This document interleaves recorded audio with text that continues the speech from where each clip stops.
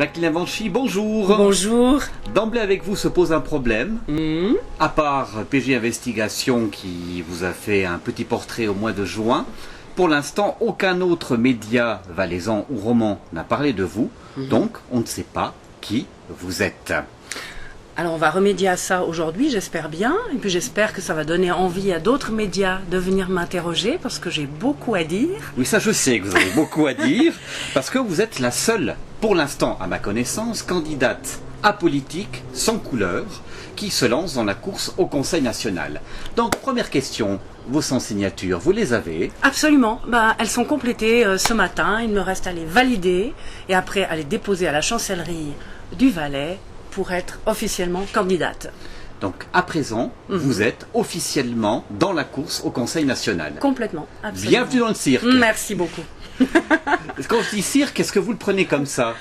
Non, moi j'ai pour habitude de faire un gag à propos du Palais fédéral, à propos du toit du Palais fédéral. Je dis toujours que en fait on n'a jamais vu un cirque à toit plat. C'est pour ça que le Palais fédéral est en forme de coupole. Voilà, donc c'est à quelque part un cirque. Et puis cirque, c'est un mot large qui implique beaucoup de choses. Donc il n'y a pas seulement le côté humoristique, il y a effectivement aussi le côté spectacle. Voilà. Moi, vous y arrivez là-bas, vous êtes un clown blanc, vous êtes un clown triste, vous êtes un clown joyeux? Ah, moi je suis une personnalité complexe, donc je serai un petit peu tout ça, mais avant tout quelqu'un qui a une monstrueuse envie de vivre, une monstrueuse envie de défendre la vie sous toutes ses formes. Et donc voilà, moi je prends mon enthousiasme avec moi, ma passion avec moi. Autrement, je pense que je ne serais pas là parce que c'est quelque chose d'épouvantable de faire une course pour un conseil national ou même en politique pour quelqu'un qui n'a pas de racines politiques. Moi, personne dans ma famille n'a fait de politique. Donc vous êtes un extraterrestre, c'est E.T. là-dedans. Complètement, je suis complètement E.T.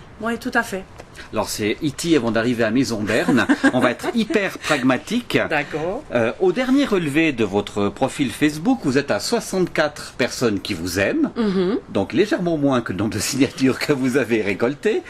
Et le moins qu'on puisse dire, c'est que pour le moment, vous n'êtes pas très active du point de vue numérique. Est-ce que vous allez un tout petit peu y remédier? Bien sûr, ça c'est évident. Il faut voir la chose suivante. Moi, je suis une personne très pragmatique, mais je suis aussi une personne très occupée. J'ai pas de budget pour ma campagne, ce qui fait que je suis obligée de jongler en fait un peu avec mes activités professionnelles et puis mon activité politique maintenant. Mais je remarque une chose, c'est que beaucoup de gens, il y a quand même pas mal de gens qui sont pas connectés à Facebook, qui sont connectés par ailleurs, mais pas forcément à Facebook. Donc avec ces gens-là, j'ai une autre interface de communication qui est très intéressante d'ailleurs, parce que ce matin j'étais au marché de Martigny pour acheter mes légumes et puis pour compléter mes signatures, et j'ai eu beaucoup d'échos positifs de femmes, mais aussi de toutes sortes de gens qui ont vraiment envie de voir quelque chose d'autre apparaître. Donc je pense que je peux tout à fait remplir ces demandes-là parce que j'ai beaucoup à proposer, j'ai beaucoup de solutions à partager et je me réjouis d'ailleurs d'en faire part. Entre nous, on en parle vraiment depuis le 6 juin, date où vous avez fait votre coming out politique. Tout à fait.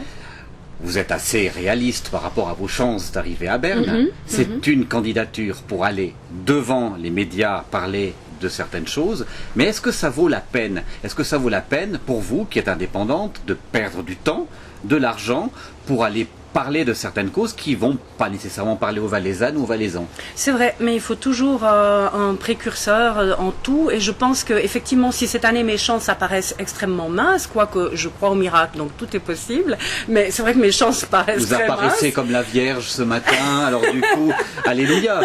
Non, je pense que je suis aussi très pragmatique. Je me dis que déjà le fait que je puisse participer à des débats, ça va apporter une autre coloration au débat politique justement. Deuxièmement, les prochaines sont dans 4 ans. Donc voilà, j'ai une stratégie à court, à moyen et à long terme. Voilà. À savoir, faire passer certaines idées, montrer que certaines solutions existent. Je crois que jamais dans l'histoire on a été si près d'une catastrophe environnementale telle qu'on risque de la vivre ces prochaines années.